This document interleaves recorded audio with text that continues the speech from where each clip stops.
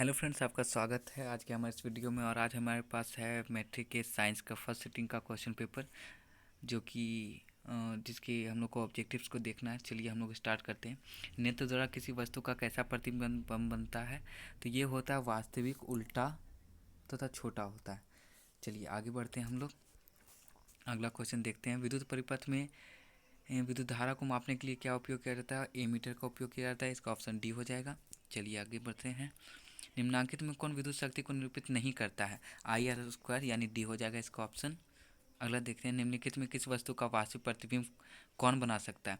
ये उत्तल लेंस यहाँ वास्तविक और आभासी दोनों बना सकती है, ठीक है। और जो अवतल लेंस होता है वो केवल आभासी प्रतिबिंब बनाता है। किसी बिंदु वस्तु से निकलकर किरणें किसी लेंस से अपवर्तित होकर जिस बिंदु पर मिलती हैं उसे कहते हैं प्रतिबिंब बिंदु। अगला देखते हैं क्वेश्चन। फोटोग्राफी कैमरा का परिदृश्यक होता है एक उत्तल लेंस होता है। इसका ऑप्शन सी हो जाएगा। आगे बढ़ते हैं हम लोग। किस शब्दकोश में पाए गए छोटे अक्षरों को पढ़ते समय आप निम्न में से कौन सा लेंस पसंद करेंगे? इसका आंसर है डी, यानी 5 सेंटीमीटर फोकस दूरी का एक उत्तल लेंस। आगे बढ़ते हैं। किसी गोलीय दर्पण तथा किसी पतले गोलीय लेंस दोनों की फोकस दूरियां 15 सेंटीमीटर है। दर्पण तथा लेंस संभवतः हो सकते हैं अवतल, ठीक है, दोनों अवतल हो सकते हैं। 9 है। वोल्ट बराबर होता है जूल पर कूलॉम के, यानी बी हो जाएगा इसका आंसर।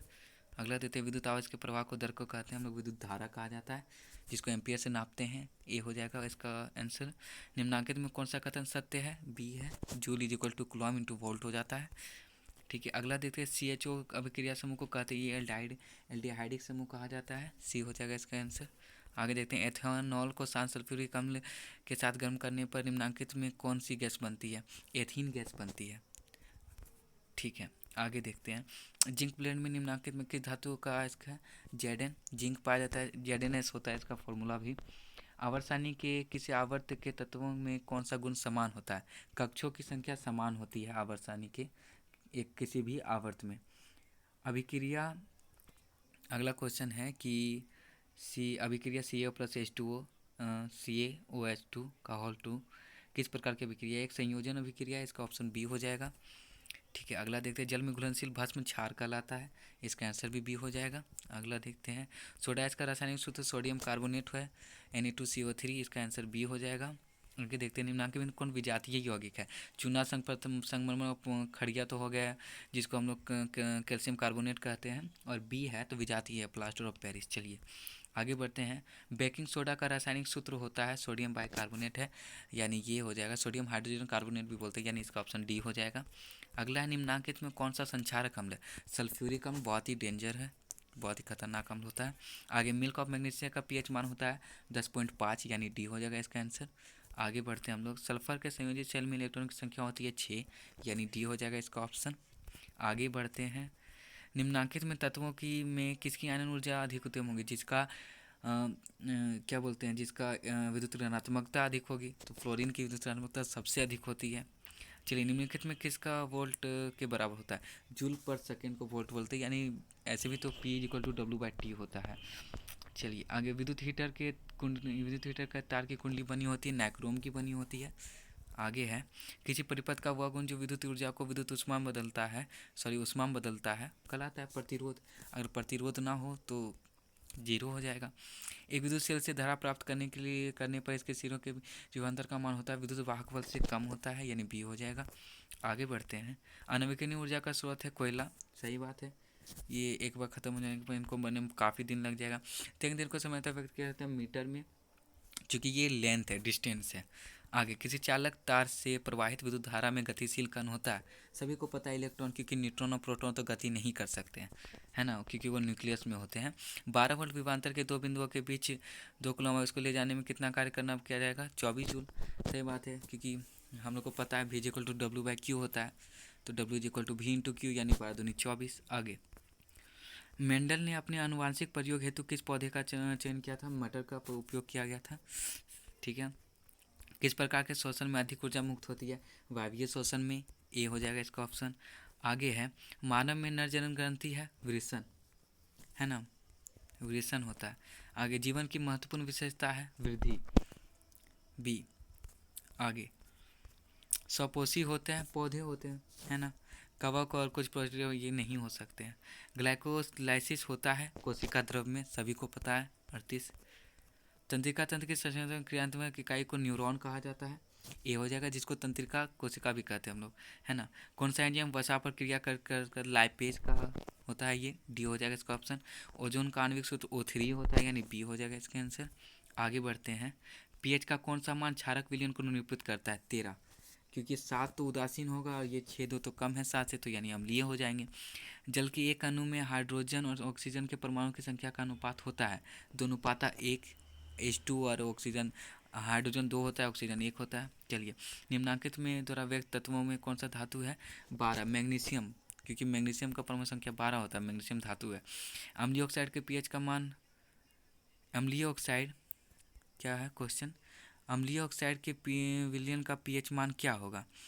अम्लीय ऑक्साइड है, इसका विलयन का पीएच मान 7 हो सकता है, सॉरी 4 होगा, सॉरी 4 होगा, क्योंकि अम्लीय है ना, 4 हो जाएगा और ये सब ज़्यादा है, यानी डी हो जाएगा इसका ऑप्शन। सबसे कठोर पदार्थ होता है हीरा, सभी को पता है, बहुत ही टफ, बहुत ही हार्ड होता है। सिल्वर आयोडाइड का रंग होता है हल्का पीला होता है, इसका रंग येलो, है ना। श्वसन किस प्रकार की रासायनिक अभिक्रिया ये होती है, ऊष्माक्षेपी अभिक्रिया, जिसमें ऊष्मा मुक्त होती है। आगे देखते हैं, पौधों में जनन अंग कहाँ पाए जाते हैं, फूल में पाए जाते हैं, पुष्प में, ठीक है। मस्तिष्क का कौन सा भाग शरीर की स्थिति का तथा संतुलन का अनुरक्षण करता है, ये होता है पश्च मस्तिष्क, ठीक है, ये पश्च मस्तिष्क होता है। इस पश्च मस्तिष्क में सेरिबेलम, है ना, यानी हो जाएगा बी। अगला, किस पौधे में अनुपस्थित रहते हैं, किस पौधे में क्या बोलते हैं, रंध्र अनुपस्थित रहते हैं, ये हाइड्रिला होती है, हाइड्रिला। BSIB का संबंध होता है वायु प्रदूषण से होता है, जो कि बेसिकली मोटर वाहन के लिए प्रयुक्त होती है, 2 चक्किया वाहन। रक्त में ऑक्सीजन का वाहक होता है हीमोग्लोबिन, सभी को पता है, यही लेके जाता है ही ऑक्सीजन को।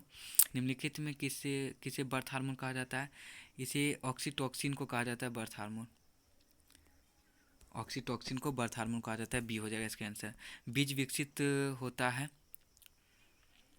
बीज विकसित होता है बीजांड में, सही है। ग्रहणी भाग है मुख, जहाँ से हम लोग ग्रहण करते हैं कुछ, मुख ही है। तालाब किस प्रकार का पारिस्थितिकी तंत्र है, प्राकृतिक है, कृत्रिम और अजैविक तो नहीं हो सकता है।